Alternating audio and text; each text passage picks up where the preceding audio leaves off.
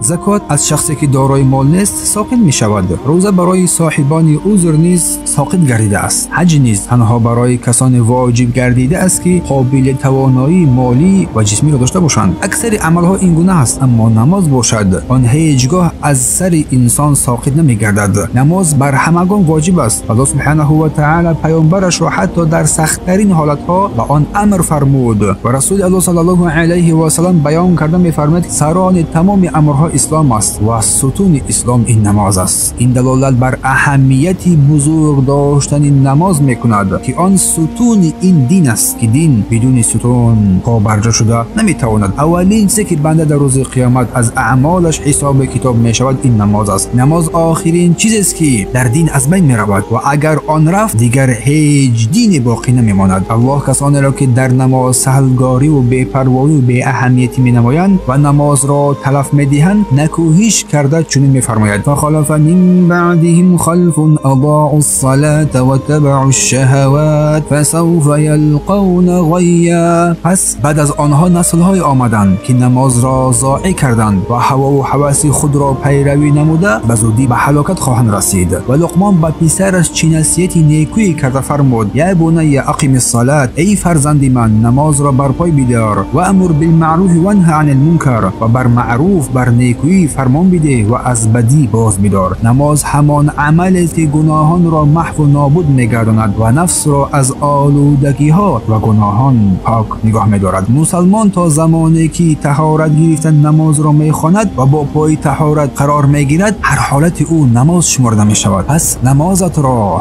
را یعنی بر نماز اهمیت بیشتر بده. آن اولویت توست. نماز باید اولویت تو قرار بگیرد. همه را برای آن صرف کن.